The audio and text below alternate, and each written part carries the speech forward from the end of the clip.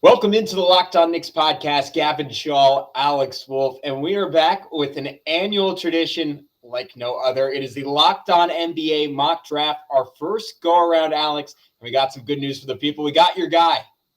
Yeah, we did. I'm not going to spoil it though, in case people haven't been paying attention. But yes, we got to pick 11th. The Knicks did not move up in this tankathon simulation. Maybe we'll luck out in one of the future ones. We'll see though. But in Locked On Mock Draft 1.0, we got a player that we're very excited about at pick 11. We're going to talk about that and all the rest of the picks, and then end the show with the whole mock draft, where you can hear from every single one of the hosts that took part right now on Locked On Knicks. You are Locked On Knicks, your daily New York Knicks podcast, part of the Locked On Podcast Network, your team every day.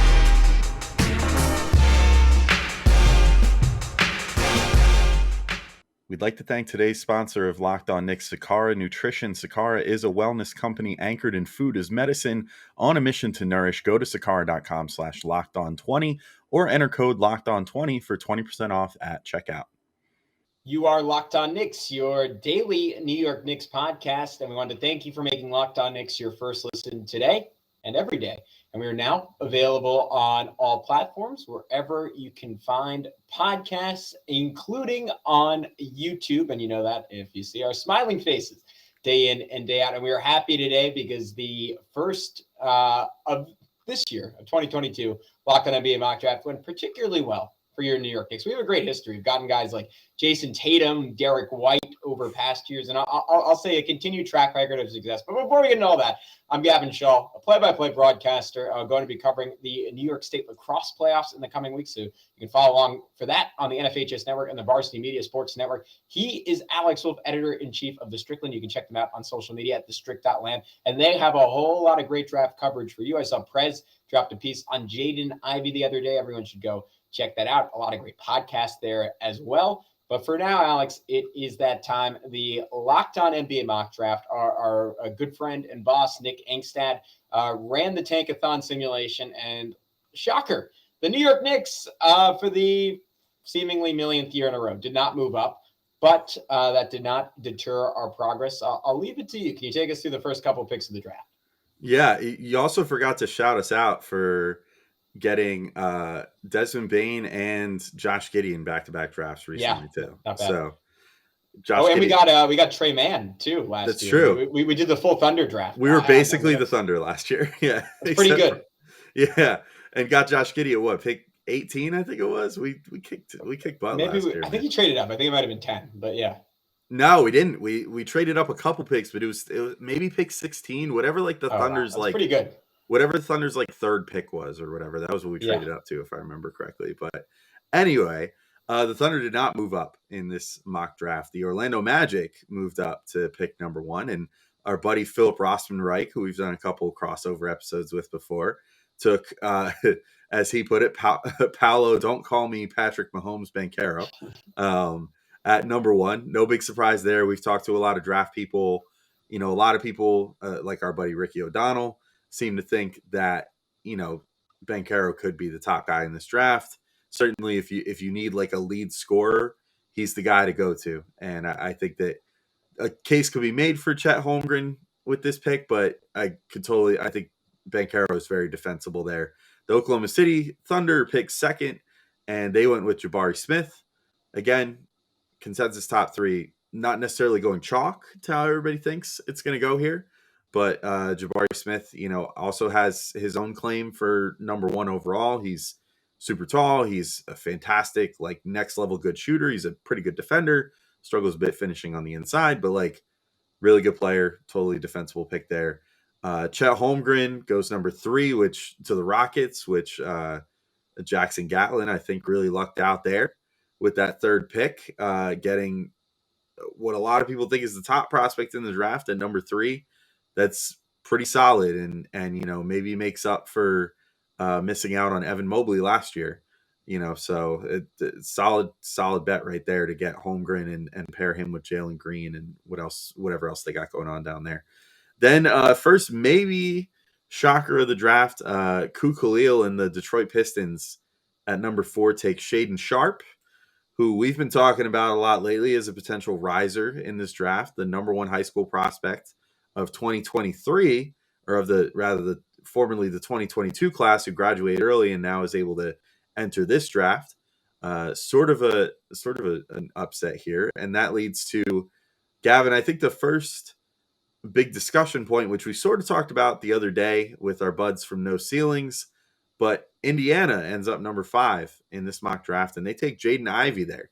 And to me, that feels like a very real opportunity, like to pursue what we were talking about the other day, which is a potential trade-up scenario for the Knicks. Now, there was no trades allowed in this like mock draft 1.0.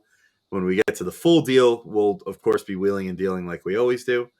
But as of right now, I think that had trades been allowed, I definitely would have called Tony East up, who we also have a great rapport with. So maybe we could have taken advantage of that and swung a deal here to get Jaden Ivey at 5.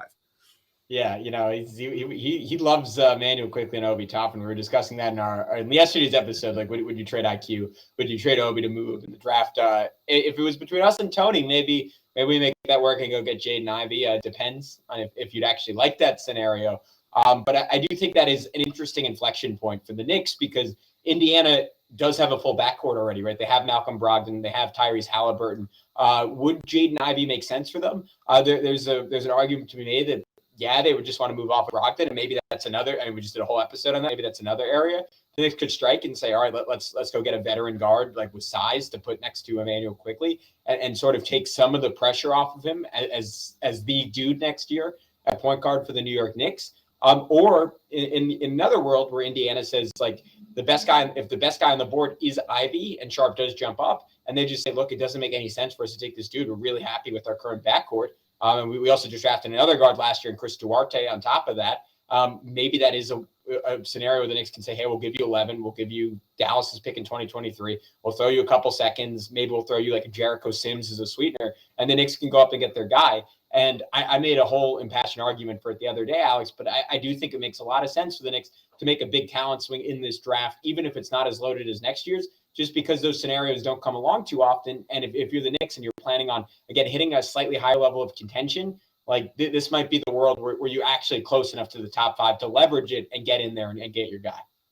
Yeah, and maybe this is a scenario, too, where you could potentially work a Julius Randle trade if Indiana is, as they've sort of alluded to, not truly ready to jump into a rebuild and is still just sort of in like this reload mode that they've been in for a while, then maybe they'd be inclined to say, okay, like, we'll do that. We'll do that. But we'll also do, we feel good about the talents that might be available around pick 11, whether it's like if a Johnny Davis falls or something like that, they might say, we like Johnny Davis only a little less than Jaden Ivey here. And so why don't we do Malcolm Brogdon and pick 5 for like Julius Randle, pick 11, the Dallas pick, and a couple second rounders.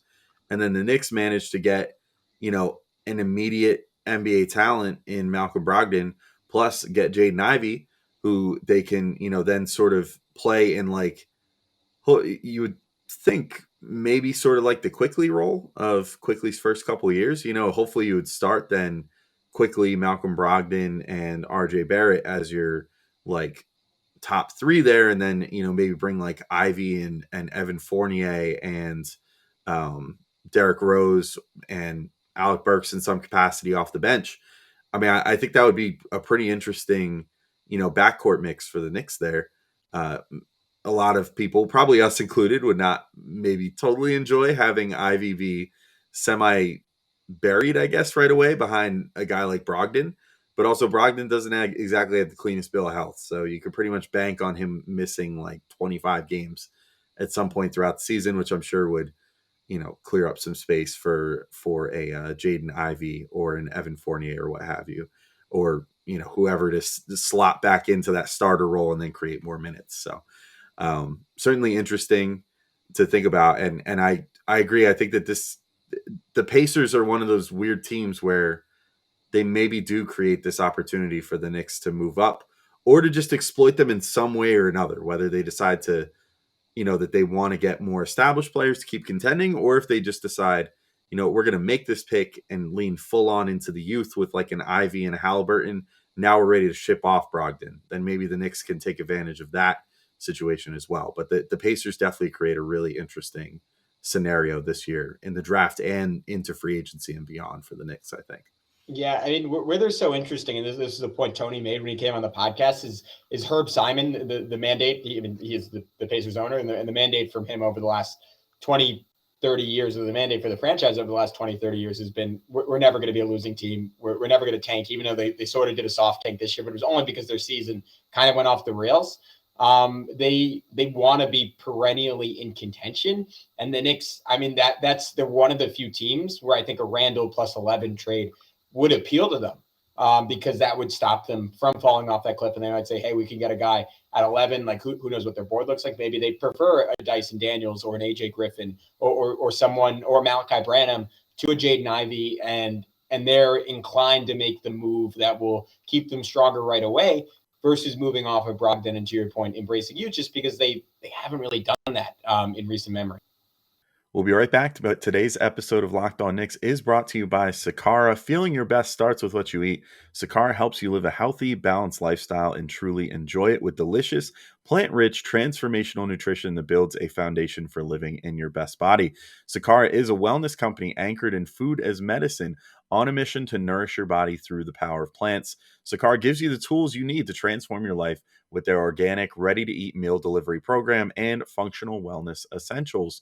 Their nutritionally designed, chef-crafted breakfast, lunches, and dinners are made with powerful plant-rich ingredients, helping boost your energy, support your digestion, curb your sugar cravings, and get your skin glowing. Plus, it's all delivered right to your door, ready to eat. Sakara's functional, plant-rich wellness essentials help you create a body you love living in. From their best-selling Metabolism Super Powder to the Foundation, their daily supplement packs, Sakara's products are designed to support your wellness goals anytime, anywhere. And right now, Sakara is offering our listeners 20% off their first order when they go to sakara.com/lockedon20 or enter code lockedon20 at checkout. That's Sakara, sakara.com/lockedon20 to get 20% off your first order. Sakara.com/lockedon20. It's going to feel like our birthdays in just a minute here. Well, maybe mine at least, considering who we got. You might be a little disappointed. Someone else took your gift. But to run through the rest of the picks leading up to our Knicks pick here, Keegan Murray goes number 6 to the Portland Trailblazers. Understandable, extremely well-rounded player who I think will definitely go that high. AJ Griffin, a guy that we definitely like, but who definitely has the pedigree to go high, goes number 7 to the Sacramento Kings. And Matt George, another one of our buddies. We've done a lot of crossover. We haven't done one with the Blazers with Mike Richmond yet, so maybe we got to do one of those and talk about who knows what. Anyway, the New Orleans Pelicans, another buddy of ours, Jake Madison, takes Benedict Mathurin at number 8. Jeff Garcia, who we haven't talked to in a while, but we should. San Antonio Spurs, pick number 9, takes Jalen Duren, removes that temptation of potentially replacing Mitchell Robinson with Jalen Duren should he fall. Then the Washington Wizards take Malaki Branham, which, Gavin, this is the aforementioned your toy getting taken away right before you get up to your pick. Your probably favorite player in the Knicks range right now. And then we got up, and if people have been paying attention recently, they should know who the pick was, but I will say who it is anyway. I ran to the podium, aka the reply all email chain, and selected Dyson Daniels for the Knicks. I'll just quickly rattle off who went afterwards as well. Jeremy Sohan goes to the Oklahoma City Thunder at number 12. Johnny Davis goes to the Charlotte Hornets at number 13. And OCHAI AGBAJI goes to the Cleveland Cavaliers at number 14. So a lot of familiar names there, guys that we've been talking about recently, although maybe we now need to talk about Johnny Davis a little more because we definitely haven't been talking about him a lot lately, and he just slipped pretty far. But Gavin, how do you feel about walking away with Daniels, and maybe more importantly, how do you feel about seeing Malaki Branham slip right through your fingertips? Like a young Rickon Stark, an arrow to the heart, Alex. I know you've never watched Game of Thrones, but that was. I still have not. One day. I have HBO now, so someday. You don't have to at this point. But yeah, it hurt. It hurt because I'm a huge fan of Branham's game. But honestly, I think we're both on the same page of loving each other's favorite prospects, because I'm super in on Dyson Daniels as well. I mean, talking to the Draft Jack pod guys, they got me even more convinced. I mean, with his ability to switch over multiple positions and be multifaceted offensively. We didn't get to explore too deeply, but despite the fact that he was just 29% from three, 56% from the foul line, they both seemed pretty confident in his shot. I think it was Corey who cited the stat over his last 10 games, got up to 41% from three. Maybe we're starting to find a stroke, find a little bit more of a rhythm. And here's the thing, like, I think you said the same thing. Like, I don't like to invest too much in those small sample sizes, especially when they're non-NBA sample sizes. But the upside for that guy is so freaking high if he can shoot. And I think, and you noted this, like, if he it's similar to the Obi Toppin corollary. He doesn't have to be a 40% shooter. He's a 35% three-point shooter from three with his passing, with his athletic ability. And again, size translates when you're 6'8" with guard skills. If you can add anything else on top of that and be someone who plays hard and has good instincts, like that's just a long-term NBA player. And I think an NBA starter maybe a little bit sooner than some people think, especially with a guy who earlier in the process was considered a little bit on the rawer end and a little bit like newer to the game. At least maybe I'm off on that. That's my kind of impression of how he was viewed. I just think he'd be a fantastic fit to the Knicks, and he solves like a lot of their issues in that they need more size, they need more versatility, and they need more athletic ability. Yeah, not even speaking on his defense, which, like, we've heard from multiple people that he might be one of the best, if not the best, defenders in this entire draft. Certainly, it never hurts to get more defense on the team, and especially when you consider like the already good defenders that are on the team. You know, so for example, you know, Emmanuel Quickly is an absolute pest on defense, but also doesn't have like ideal size to be super switchy. So, you know, you want to kind of ironclad the defense as much as you can. RJ Barrett, you know, if this is like a Julius Randle list team going into next year, then, you know, RJ's going to have to take on a lot more of the scoring load. I think we saw that, you know, that kind of hurt his defense a little bit down the stretch of this year. And so if you get a guy like Dyson Daniels and you could start playing him in between those two, or maybe even as your like quote unquote three, at least on defense, because again, he's 6'8" with a 6'11" wingspan, but plays like guard. I mean, that's an extremely valuable player to have out there that you can essentially throw on anyone on the court that's giving you troubles and just say, go stop them, you know, and then whatever you do on offense is gravy because you're just out there, you know, stopping the other team's best player. It's sort of like what we saw Dallas doing with Frank Ntilikina the other day, you know, and what we always said that the Knicks should have done with Frank Ntilikina. Like, good defense is really worth something and can really impact the game and get those impact numbers up, get those plus minuses and net ratings and all that stuff like through the roof because you're doing something good. We saw with Deuce McBride this year as well, where he shot like 30% for the entire year and like 25% from three, mostly due to the lack of attempts, but like he didn't shoot well all year and yet still had, you know, some of the best impact stats, not just on the Knicks, but if you paired him with like Emmanuel Quickly, like they had one of the best ratings in the entire NBA. I think maybe actually if you took sample size like qualifiers off of it, they had the best net rating of any two-man group in the NBA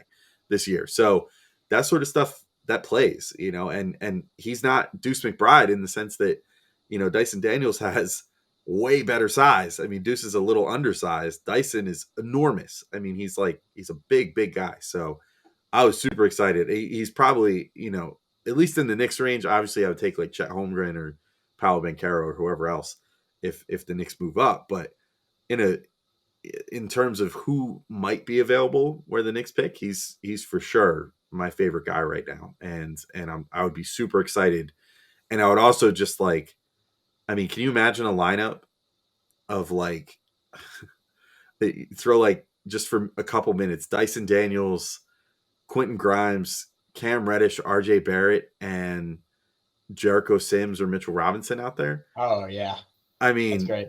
That's a super switchy line. That's just wings on wings on wings, but all guys that can kind of handle the ball a little bit.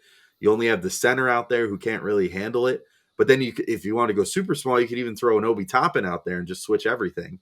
I think that's really intriguing, and that would open up so many things for the Knicks. So, and Daniels could in a pinch defend like a 3-4 or even a 5 for a little bit of time with his size. So I love the pick. I was super excited. And if the real Knicks get him, I want to be like over the moon on draft night.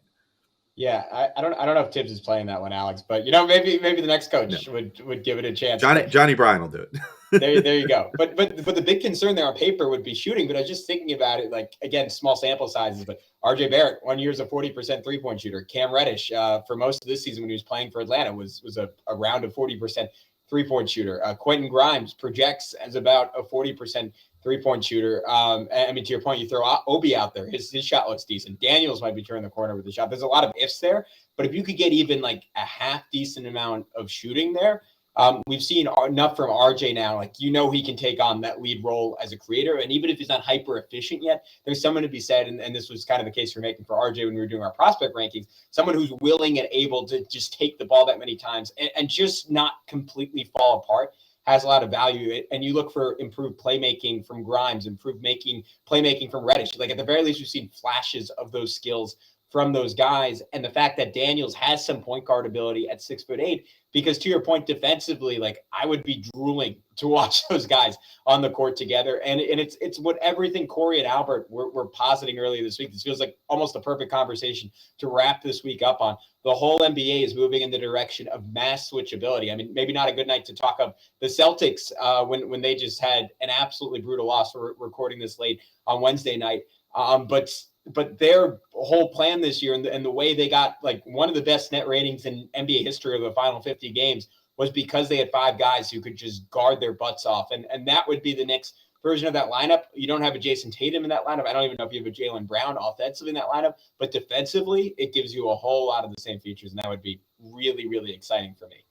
All right, in just a second, we'll be throwing it over to Nick Angstadt, the head of the Locked On NBA division, also the host of Locked On Mavericks. Boo!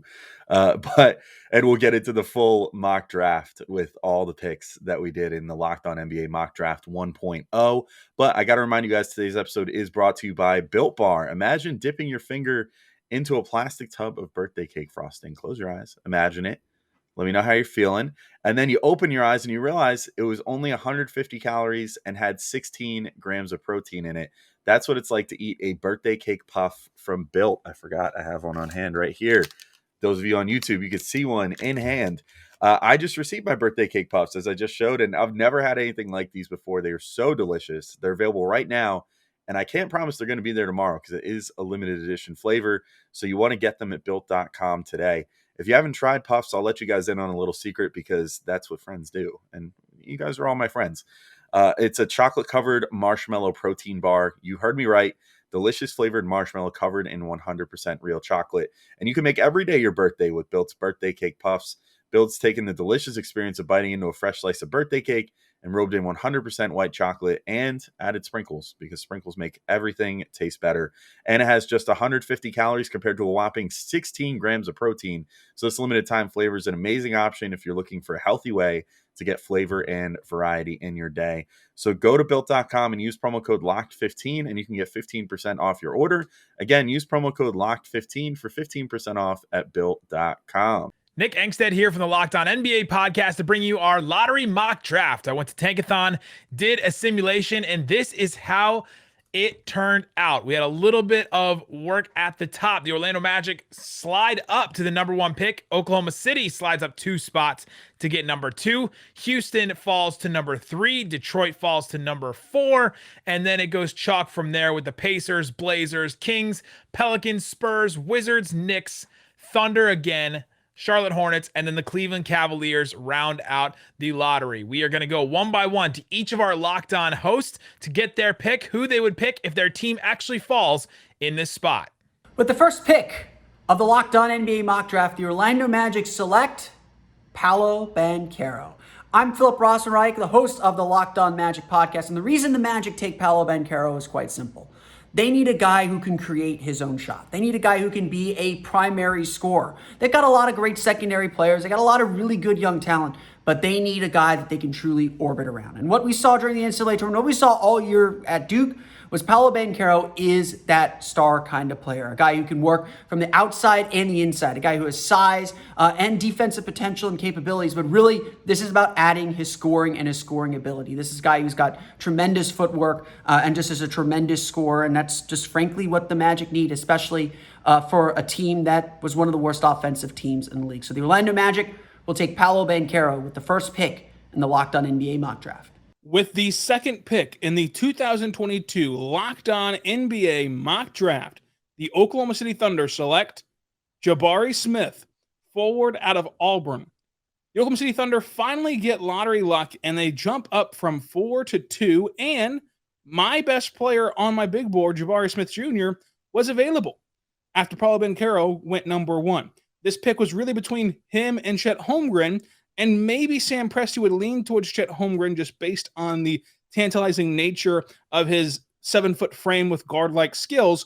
But JABARI Smith Jr. can fit seamlessly alongside Josh Giddey and SGA with his 3-and-D potential. Richard Stamen, that Mavs draft on Twitter, and our Locked On expert, has compared him to Klay Thompson. And so whenever you're trying to fit two guards together that are ball dominant in SGA and Josh Giddey, you need to find a player who can fit into that equation without mucking it up and adding another ball dominant player, but still having high upside. And that's exactly what JABARI Smith Jr. does. He can play elite defense, he can score very well in the offensive end, and he can allow for SGA to take over in isolation and Josh Giddey to set him up with his elite playmaking.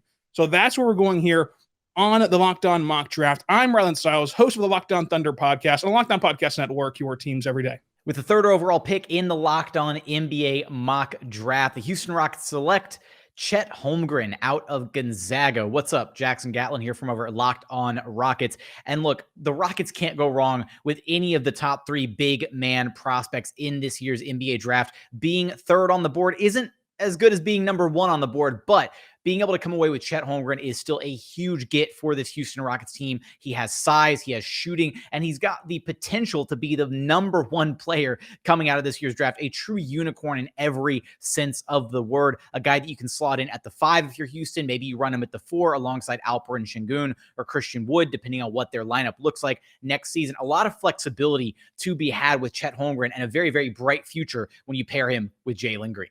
With the 4th pick in the 2022 Locked On NBA mock draft, the Detroit Pistons select SHAEDON Sharpe, 6'5" guard out of Kentucky. In this lottery mock draft, the Detroit Pistons fell from number 3 to number 4, which isn't that bad, but that takes off BANCHERO, CHET Holmgren, and JABARI Smith. That leaves a bunch of guards and a bunch of wings available at number 4, and I feel like Sharpe is, as of right now, one of the more interesting prospects in the entire draft. Yes, he's technically coming out of Kentucky, but he did not play a single game of college basketball, so you don't really have a ton of tape to really go off. Despite this, the 19-year-old has rose up a bunch of people's draft boards, drawing comparisons to Paul George, Bradley Beal, and Jalen Green. And any type of player like that would fit, I feel like, pretty well next to Cade Cunningham. If the Pistons do miss out on one of the big men, finding Cade Cunningham's long-term backcourt mate, you get a guy like that, I feel like a lot of Pistons fans would be happy. Could have went with Jaden Ivey right here, but I find SHAEDON Sharpe to be a bit more interesting as of right now. So the Detroit Pistons select SHAEDON Sharpe with the number 4 overall pick in this year's Locked On NBA mock draft. With the 5th pick in the Locked On NBA mock draft, the Indiana Pacers select Jaden Ivey from Purdue. I'm Tony East with the Locked On Pacers podcast. And Ivey's a really good fit for what the Pacers have and need. They basically just need talent at this point after winning just 25 games, having their 3rd worst season in franchise history, but a speedy guard who can dominate the game when Tyrese Halliburton is floating more off the ball or when he's out of the game is a fantastic fit for this Pacers team. And Ivey, somewhat local, going to Purdue, just an hour from Indianapolis, would be an excellent fit for this franchise. His speed, burst, his power, his athleticism just makes him such a dynamic player, and why he's just such a highly regarded prospect. Got up to 17 points per game this season for Purdue. The passing isn't quite all the way there, but definitely showed flashes of playmaking. Shot the ball pretty well to start the season. Looks like he can be a scorer from basically all over the floor and a pretty good creator everywhere. His defense is solid thanks to his athleticism and speed as well. He just seems like an athletic freak who can do a lot with the ball. And that's a good fit for any team, but especially a Pacers team looking to add talent and dynamic play to their franchise. So the Pacers take Ivey at 5, and they're very happy to do it. With the sixth pick in the Locked On NBA mock draft, the Portland Trailblazers select Keegan Murray. I'm Mike Richmond, host of Locked On Blazers, your past first point guard. And if the Blazers do remain in sixth, they keep those lottery odds right where they are. With the sixth best lottery odds, they end up picking sixth in the draft. Keegan Murray seems like a pretty darn good outcome. One of the most productive players in college basketball last season. Fits a position of need on a team desperate for forwards. Keegan Murray could help right away for the Blazers and has some upside to be part of the future. I think they'd be pretty excited if Keegan Murray's on the board when it comes down to it in June. This is Matt George, host of the Locked On Kings podcast, and with the seventh pick in this Locked On NBA lottery mock draft, Sacramento Kings take AJ Griffin out of Duke. Now, I'll be honest with you, if I had the ability to trade this draft pick, I absolutely would. Unfortunately, was not able to do so here. But if the Kings do end up at number 7, where they're projected to end up, don't be surprised at all if they heavily shop and ultimately move on from this pick. The Kings are looking for immediate impact players. And while I like the upside of a guy like AJ Griffin, he theoretically fits a need for the Sacramento Kings with their lack of wing depth. I like his potential as a defender, his potential as a shooter, his size, his athleticism. Love all those things. But can you expect AJ Griffin or too many rookies from this draft class, period, to be immediate impact type players that are going to get the Kings from the cellar in the West to in the playoffs? That's the expectation for this team as early as next year. They're going to need a big turnaround. That means big impact from starter and rotation players. AJ Griffin would not be a bad player to have on this Kings squad. Don't know if he does enough, but that's who I'll end up taking, and I'll take him with comfort and happiness here on the mock draft. With the 8th pick in the Locked On NBA mock draft, the New Orleans Pelicans select BENNEDICT MATHURIN, wing from Arizona. I'm Jake Madison with the Locked On Pelicans podcast and Locked On NBA. With Zion Williamson healthy next season, the starting lineup and first guys off the bench are set for the Pels, which means they can go in any direction with the 8th pick. And at this spot in the draft, Mathurin is the right mix of best player available with high upside. As a sophomore at Arizona, he showed off a multi-dimensional offensive game that is tailor-made for the NBA. He's comfortable inside the arc, but more importantly for this Pelicans team that was one of the worst three-point shooting teams in the league, he's a guy that excels at both pull-up and catch-and-shoot threes. Defensively, he has moments of lockdown defense, showing what he can do at the NBA level and has the tools to guard multiple positions, but he's definitely over-aggressive at times, and he relies a little bit too much on his long mid-range game when he gets himself into trouble, so there's room for development. With CJ McCollum getting older, and this Pelicans team going to be very expensive soon, getting a guy that can be a lead scoring option after a couple of years development at 8 on a cheap rookie deal, that's exactly the type of long-term thinking the New Orleans Pelicans need to continue building the sustainable success that they are hoping for. So for more on Zion Williamson and the rest of this Pelicans team, that Jose Alvarado there right behind you, be sure to check out the Locked On Pelicans podcast. With the number 9 pick in the Locked On NBA 2022 mock draft, the San Antonio Spurs select Jalen Duren out of Memphis. I am Jeff Garcia with Locked On Spurs, and here's why the Spurs, or at least this case, Locked On Spurs, decided to go with the big man, Jalen Duren. He's exactly what the Spurs need to address their biggest need in the offseason, and that is size. After Jakob Poeltl, the depth chart for the Spurs is relatively weak. You have Zach Collins, who is coming off an injury that set him away from the NBA for over a year and a half. Still needs time to get back to form. And, of course, there's still unproven rookie Jock Landale. 6'11", 250 pounds, He's exactly what the Spurs need. Averaged 12 points per game last season with Memphis. Shot 60% from the field in 25 minutes. He's physically gifted, good leaping ability, mobile.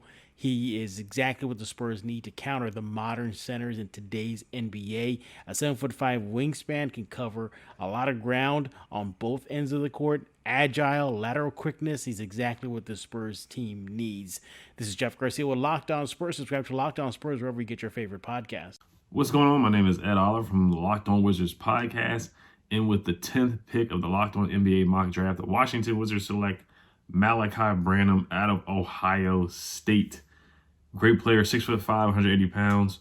Freshman, was Big Ten Rookie of the Year, 2022 All Big Ten, and made the Big Ten All Freshman team. Went to St. Vincent St. Mary High School. Is from Columbus, Ohio.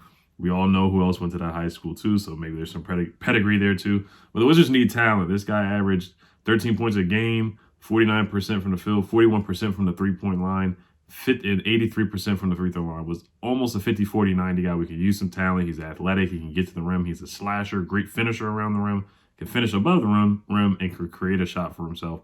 The Wizards need talent, especially at the guard position. So Malaki Branham is a combo guard that can come in and immediately help the Washington Wizards.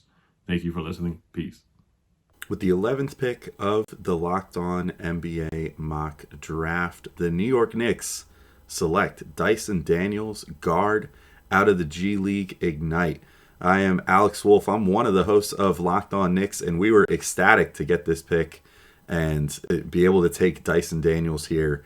The Knicks really just kind of need a player like Daniels. You know, we think that he'll fit in great in between Emmanuel Quickley and RJ Barrett. He's long. He plays great defense. He can, attack the basket some. The shot is a little bit of a work in progress, but he has ideal NBA size at 6'8" and 6'11" wingspan with very legit guard skills. So we're super happy to get him here. We think he's going to fit in great with the sort of point guard by committee that the Knicks will hopefully run with him, Quickley, and RJ Barrett as far as initiating the offense next year, maybe even Julius Randle if he's still around. So really ecstatic to have him. Almost took Johnny Davis, but Dyson Daniels is our guy. And we've been talking about him a lot on Locked On Knicks, so definitely be sure to check us out there. Locked On Knicks, your daily New York Knicks podcast. With the 12th pick in the 2022 Locked On NBA mock draft, the Oklahoma City Thunder select Jeremy Sochan, forward out of Baylor University. I'm Rylan Stiles, host of the Locked On Thunder podcast, and Jeremy Sochan is likely the best defender in this NBA draft class. Now, at this pick, the Thunder would have liked to have Jalen Duren fall down to them, and maybe they would even trade up to get Jalen Duren. But given the circumstances, as Dyson Daniels goes off the board one pick before the Thunder, Jeremy Sochan is a really nice option to create roster versatility for the Thunder, who need to improve defensively and need to improve on the three-point line, which their number 2 overall pick, Jabari Smith Jr., helps with the number 2, helps with the three-point line and defense. Jeremy Sochan could be the best defender in this class, and you're putting together a team at that point that's very young, very versatile, and can complement SGA and Josh Giddey in the team's quest to get out of this rebuilding phase and back into title contention. While it will take some time, it could happen with Jeremy Sochan at the helm with Jabari Smith Jr. complementing your 2 stars. With the 13th pick in the Locked On NBA mock draft, the Charlotte Hornets select Johnny Davis out of Wisconsin. I'm Walker Mail from the Locked On Hornets podcast alongside Doug Branson. And we had an interesting decision to make with the Hornets having the 13th pick and the 15th pick. I wanted to go with the best center. It's well documented that is a huge need for the Charlotte Hornets, but Doug texted me with an interesting scenario once the 13th pick was on the board. Well, I saw Johnny Davis sitting there available because a few teams above us may have reached a little bit. I'm not judging, but they got the player they wanted, but they may have reached. And Johnny Davis, a player that I think really would complement in the long term, complement LaMelo Ball well because he can defend.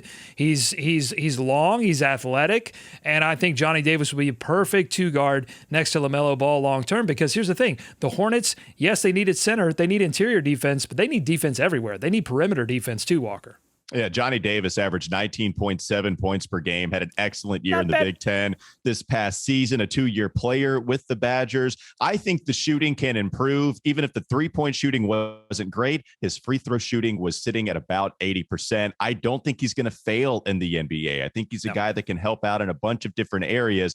And with that 15th overall selection, I think the Charlotte Hornets can select that center that they desperately need, along with maybe picking one up in free agency. If you want to hear more about the Charlotte Hornets leading up to the NBA draft, you can check out Locked On Hornets wherever you get your podcasts. Follow me on Twitter at Walker Mail, Doug on Twitter at Doug Branson LOH, and the show handle on Twitter at Locked On Hornets. With the 14th pick in this mock draft, the Cleveland Cavaliers select OCHAI AGBAJI, the wing from Kansas. I'm Chris Manning, one of the hosts of the Locked On Cavs podcast. And AGBAJI, this past year's Final Four most outstanding player, fits a real need for the Cleveland Cavaliers. This team needs wings, and they particularly need wings who can shoot. They need wings who can provide support for Darius Garland, for Evan Mobley, for Jared Allen. There's perhaps no player who fits that 3-and-D mold more in this range of the draft than AGBAJI. Yes, he's a little bit older. Yes, maybe there's some upside concerns, but for a Cavs team that has its high-end talent, or at least the players I think they believe are their high-end talent, they have a need for a guy like this to maybe cover for some of Isaac Okoro's deficiencies, for Lamar Stevens' deficiencies, and he just fills a need on this roster. You don't always maybe want to draft for need. There are other guys in this class I think they could strongly look at and could fill other needs this team has. But at 14, AGBAJI feels like a guy that could come in and play and fills a real need. It's hard to not like this pick for the Cavs if it ends up falling this way.